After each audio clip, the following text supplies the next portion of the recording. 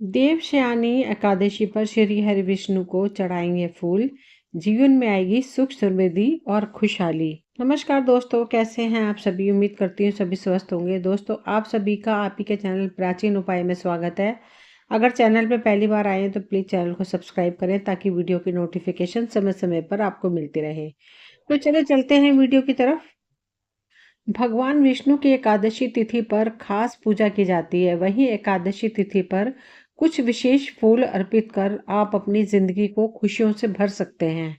दोस्तों, सनातन धर्म में एकादशी तिथि का अत्यधिक महत्व है। साल भर में 24 एकादशी आती हैं, लेकिन इनमें सबसे ज़्यादा विशेष मानी जाती है देवशयनी और देवउठनी एकादशी। इस समय आषाढ़ माह चल रहा है और इसकी शुक्ल पक्ष की एकादशी को देवशयनी एकादशी के रूप में जाना जाता है। इस साल ये एकादशी 17 जुलाई 2024 दिन बुधवार को है। ऐसा माना जाता है कि इस दिन व्रत रखने के साथ ही श्री हरि विष्णु की पूरे विधि विधान से पूजा की जाए तो व्यक्ति को सभी पापों से मुक्ति मिलती है।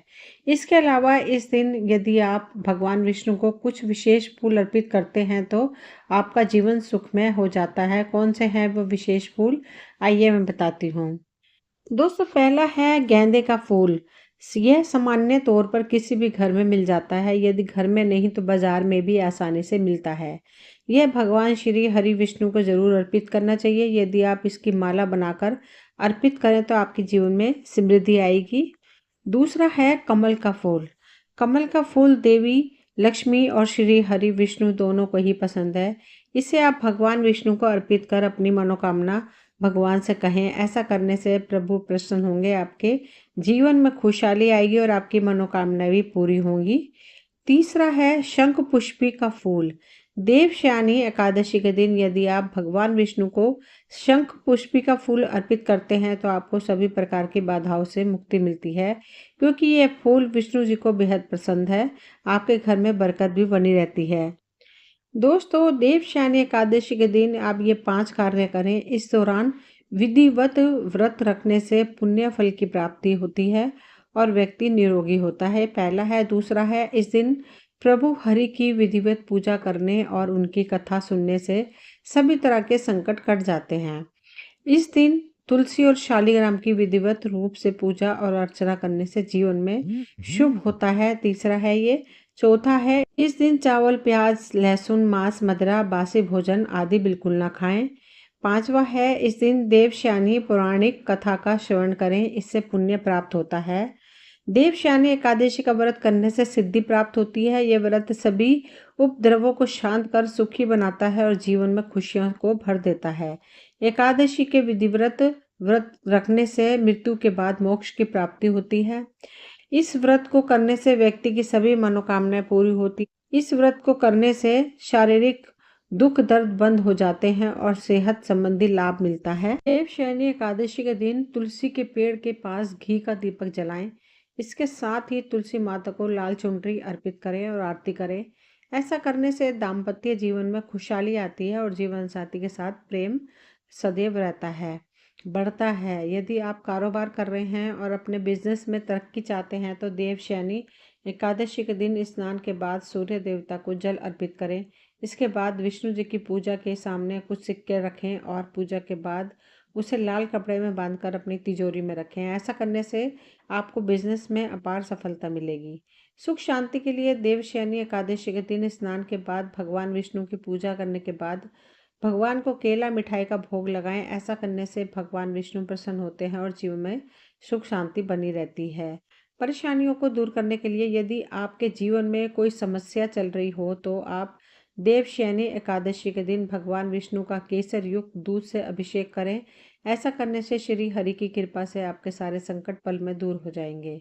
मन चाहे वर हेतु यदि आप किसी से विवाह करना चाहती हैं तो देवशयनी एकादशी के दिन स्नान के बाद आसन बिछाकर भगवान विष्णु को ओम नमो भगवते नारायणा मंत्र का 11 बार या 21 बार जाप करें। ऐसा करने से आपके मनवांछित वर की प्राप्ति होगी।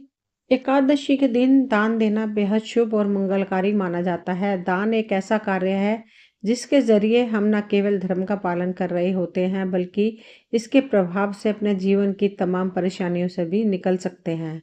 लंबी आयु, रक्षा और सेहत के लिए दान अचूक माना जाता है। जीवन की तमाम समस्याओं से निजात पाने के लिए दान का विशेष महत्व है। वेद और पुराणों में दान देने के महत्व का वर्णन मिलता है। वेदों में कहा जाता है कि दान से इंद्रियां, भोगों के प्रति आसक्ति, मोह छूटती है, जो शरीर के छूटने या मुक्त होने से जरूरी है भूमिका निभाती है। साथ ही साधक के मन में विचारों में खुलेपन आता है। दान करने से सभी तरह के दैहिक, मानसिक और आत्मिक ताप मिट जाते हैं और दान देने वाले की सभी मनोकामनाएं पूर्ण होती हैं। अगर आपकी कोई विशेष इच्छा है जिसे आप जल्द से जल्द पूरी करना चाहते हैं, तो आज के दिन एक चंदन की खुशबू वाली धूप बत्ती का पैकेट लीजिए। अब उस पैकेट में से एक धूप बत्ती निकालकर भगवान विष्णु के मंदिर में जलाएं और बाकी बचे पैकेट को वहीं मंदिर में छोड़ आएं। अगर आप अपने जीवन में उन्नति पाना चाहते हैं, तो आज के दिन अपने स्नान के पानी में थोड़ा सा गंगा जल मिलाएं और उस पानी से स्नान करें। इसके बाद कोई साफ सुथरा पीले रंग का कपड़ा पहने। अगर आपके पास पीले रंग का कपड़ा ना हो तो कोई पीले रंग का रुमाल या कोई अन्य पीले रंग का छोटा सा कपड़ा लेकर आज के दिन पूजा करके उस कपड़े को अपने पास रखें। अगर आपके बच्चे का मन पढ़ाई में नहीं लगता है, तो आप अपने उसके चलते थोड़े परेशान रहते हैं, तो आज के दिन थोड़ा सा केसर लेकर पहले भगवान श्री विष्णु को तिलक लगाएं, फिर ओम नमो भगवते नारायणा बोलते हुए अपने बच्चे को केसर का तिलक लगाएं।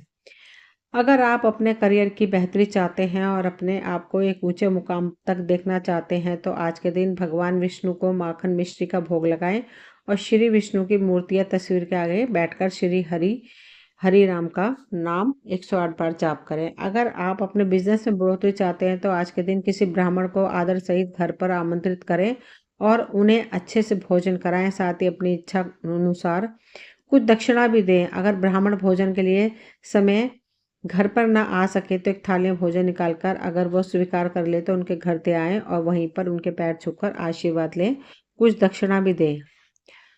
दोस्तों, ये वीडियो यहीं तक थी। मुझे उम्मीद है आपको पसंद आई होगी। अगर पसंद आई हो तो प्लीज़ लाइक शेयर सब्सक्राइब करें, ताकि वीडियो की नोटिफिकेशन समय समय पर आपको मिलती रहे। मिलती हूँ अगली वीडियो में, तब तक के लिए थैंक यू।